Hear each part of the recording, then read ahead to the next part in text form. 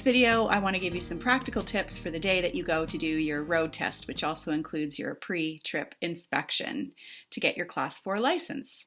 The first tip is what vehicle to use. You're going to probably want to call ICBC to make sure that the vehicle that you're wanting to use for your test that day is an acceptable vehicle. I used a 15-passenger van. I was able to drive that van to ICBC on my own because I was not carrying any passengers.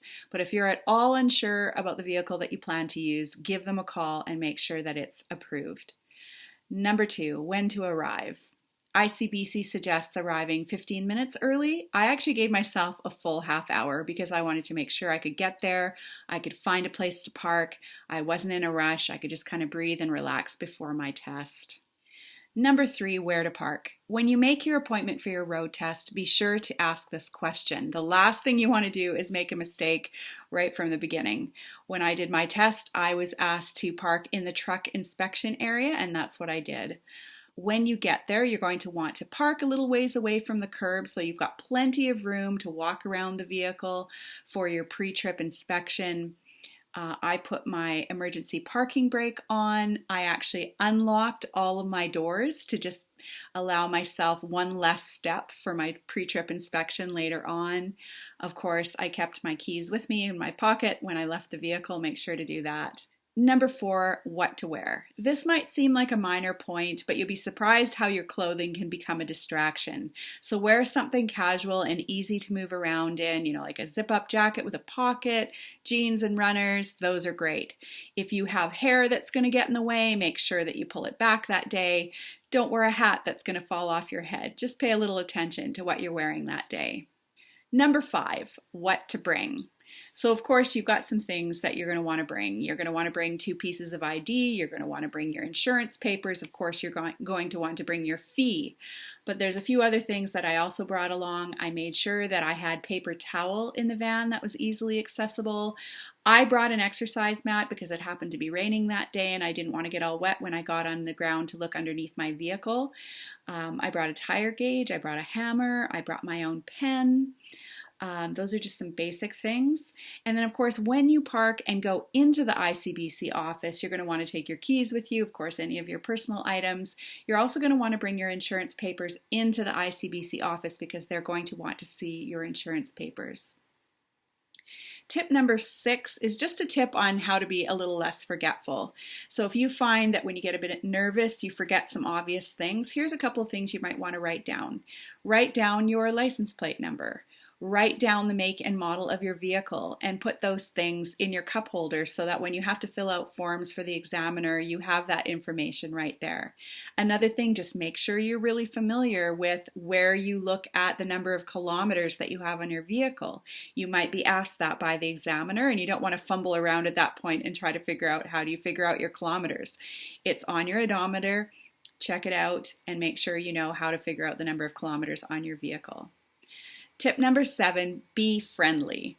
When I was assigned an examiner, I made sure that I was conversational as we were walking to my vehicle. That doesn't mean that you have to be talking a mile a minute or talking to them the whole time, but I think it always helps to start off with a good rapport. And just remember that your examiner is not the enemy. They're not out to fail you. Their job is to make sure that you and your passengers will be safe.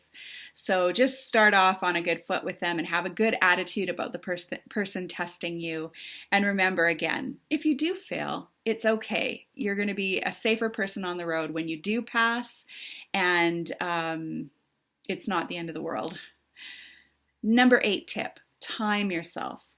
It's really important when you're practicing for the pre-trip inspection that you time yourself. You are going to be given 15 minutes. You might even be given a little bit less, but you are going to be given a small period of time to do the pre-trip inspection. So make sure as you are practicing, you time yourself or have someone time you so that you can make sure that you can do a really efficient pre-trip inspection in less than 15 minutes. Tip number 9, ask your questions before you start the test. So as you are walking from the ICBC office to your vehicle, it's a great time to ask any clarifying questions you need to ask before you begin. And there's 2 questions I would suggest that you ask. Number 1, is it okay, for the sake of time, that I check one seatbelt and maybe not all of them. If I thoroughly check one tire, but maybe not all of them, since this is a test, normally I would check all of them, but for the test, is it okay if I check one? The second question I would ask when it comes to the fluids that are in your engine compartment, is it okay if I talk about how I would check the fluids, or do you want me to actually check the fluids? Again, it's a clarifying question. They might give you an answer or they might not give you an answer. They might say, well, do what you think is best, and then you'll just have to make a decision. But here's the reason to ask those questions. Obviously, it's a time test. So anywhere you can shave off a little bit of time is helpful.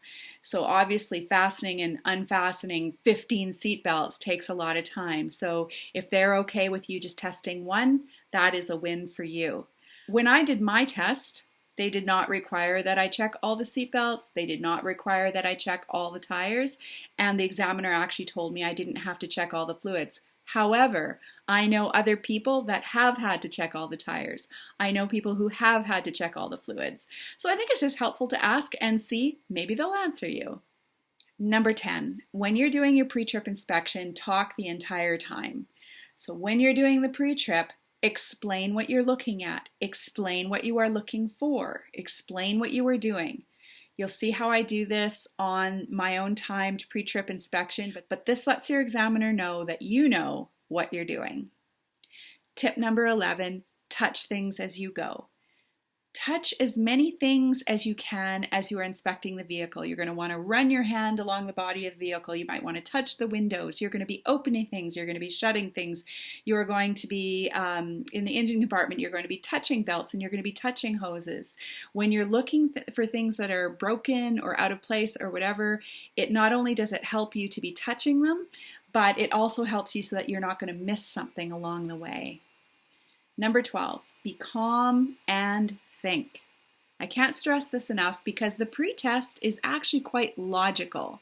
Make sure when you are practicing that things make sense to you. Don't just do the test. Think about, why am I looking at this? Why am I talking about this? The point of this is that you will understand, and when you do your pre-trip inspections in the future, you know what you're doing, and you're doing it for the safety of your passengers. So think about it. Think about what you're doing, and be careful that you don't do careless things. Like in BC, you're not allowed to keep your cell phone in your cup holder. So don't hop into your vehicle and put your cell phone in the cup holder. Make sure it's off. It's in your pocket. It's put away. Don't start the vehicle without your seatbelt on. Don't overcheck your mirrors. You just look ridiculous doing that. That's kind of a nervous thing that you would do. So just be mindful that you're not doing some kind of silly things while you're doing the test. Make sure that you have fuel. You don't want to run out of gas. And if you are borrowing a vehicle that you're not quite as familiar with, make sure that you're doing a pre-check on that vehicle several days ahead of time. So if there's anything wrong with it, what if your brake lights aren't working, whatever, it's an opportunity to have that fixed before your test day. Tip number 13, what are some things that you should have in your van? Well, in the back of your van, you should have some extra fluids, like it's helpful to have some washer fluid and some engine oil. You should have an emergency kit back there, a first aid kit. Have some basic tools.